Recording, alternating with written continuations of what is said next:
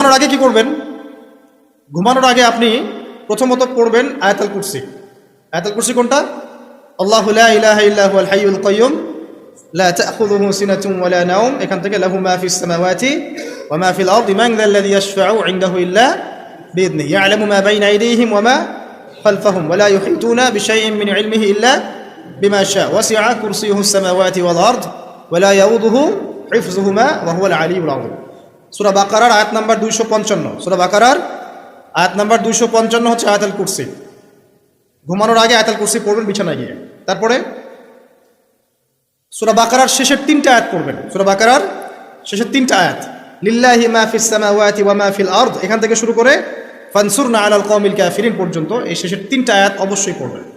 ঘুমানোর আগে যে ব্যক্তি আয়াতুল কুরসি পড়বে, আল্লাহর পক্ষ থেকে একজন ফেরেশতা তার কাছে থাকবে সারা রাত। এই ফেরেশতা ওই ব্যক্তিকে পাহারা দিবে ইনশাআল্লাহ। কোনো বিপদ আপদ তাকে স্পর্শ করবে না ইনশাআল্লাহ।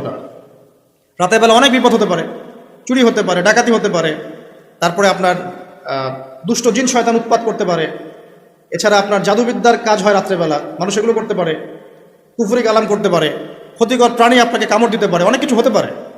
আপনি তো ঘুমের মধ্যে আছেন, আপনি জানেন না কি হচ্ছে। অতএব আয়াতুল কুরসি পড়বেন, ইনশাআল্লাহ আল্লাহ পাক আপনাকে হেফাজত করবে ইনশাআল্লাহ। আর সূরা বাকারার শেষের 3টা আয়াত কেন পড়বেন? কারণ নবী সাল্লাল্লাহু আলাইহি ওয়াসাল্লাম বলেছেন, রাতের বেলা সূরা বাকারার 3টা আয়াত যে ব্যক্তি পড়বে, সারা রাত যদি আপনি নফল নামাজ পড়তেন যে নেকি হতো, এই 3 আয়াত পড়ার মাধ্যমে সেই নেকি হয়ে যাবে ইনশাআল্লাহ। ঠিক আছে? সারা রাত ধরে নফল নামাজ পড়া কি কষ্টকর না? এটা সবচেয়ে সহজ হচ্ছে আপনার সূরা বাকারার শেষের 3টা আয়াত পড়বেন, ঘুমিয়ে যাবেন ইনশাআল্লাহ। সারা রাতের নেকি আপনার আমলনামায় লেখা হবে। এগুলো শুধু বললেই হবে না আর শুনলেই হবে না, আমল করতে হবে কবে থেকে? ইনশাআল্লাহ আজকে থেকে। আল্লাহ পাক সবাইকে আমল করার তৌফিক দান করুন, আমিন। এরপর কি করবেন? এরপর 3 কুল পড়বেন। কয় কুল? 3 কুল। কোনটাকে 3 কুল বলে? বিসমিল্লাহির রহমানির রহিম, কুল হুয়াল্লাহু আহাদ এটা একটা, কুল আউযু বিরাব্বিল ফালাক এটা একটা, কুল আউযু বিরাব্বিন নাস এটা একটা। এই 3টা সূরা কার মুখস্থ নাই? এমন কেউ কি আছে যে এই 3টা সূরা মুখস্থ নাই? আছে? যদি থাকে তার গলায় দড়ি দেওয়া উচিত। যদি এমন কেউ থেকে থাকে মুসলিম সমাজে যার এই 3 কুল মুখস্থ নাই, তার গলায় দড়ি দেওয়া উচিত লজ্জায়। 3 কুল পড়ে ঘুমাবেন। 3 কুলের মধ্যে একটা সূরা ইখলাস, একটা সূরা ফালাক, একটা সূরা নাস। কি হবে এটা পড়লে? নবী সাল্লাল্লাহু আলাইহি ওয়াসাল্লাম বলছেন, দৃশ্য বা অদৃশ্য, মানে যা দেখা যায় যা দেখা যায় না, এই দৃশ্য অদৃশ্যের জগতের কোনো ক্ষতি তাকে স্পর্শ করবে না। প্রোটেকশন আল্লাহর পক্ষ থেকে, প্রোটেকশন।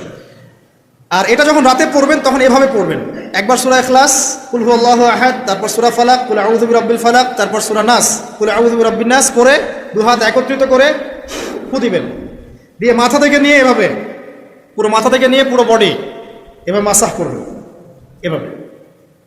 ঠিক আছে? এটা 3 বার করবেন, একবার না। একবার পড়বেন, করবেন, আরেকবার 3 বার। এরপরে পড়বেন সূরা কাফিরুন। কোন সূরা? কুল ইয়া আইয়ুহাল কাফিরুন লা আ'বুদু মা তা'বুদুন। এই সূরাটা পড়বেন লাকুম দীনুকুম ওয়ালিয়া দীন পর্যন্ত।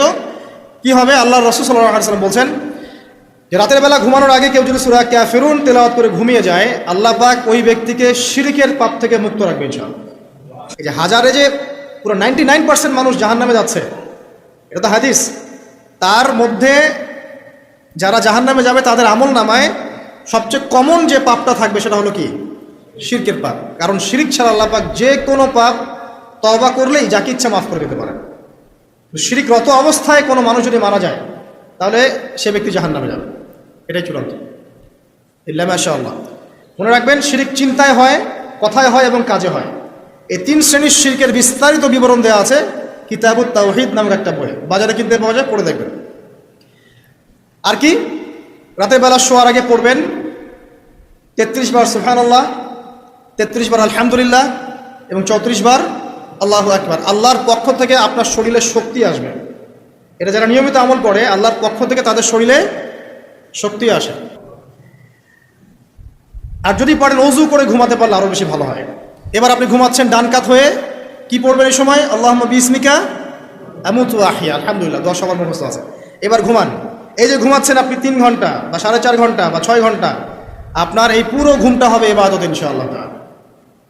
এবং পবিত্র অবস্থায় ঘুমানোর অভ্যাস করতে থাকলে আল্লাহর পক্ষ থেকে আপনি সত্য স্বপ্ন দেখতে পারেন।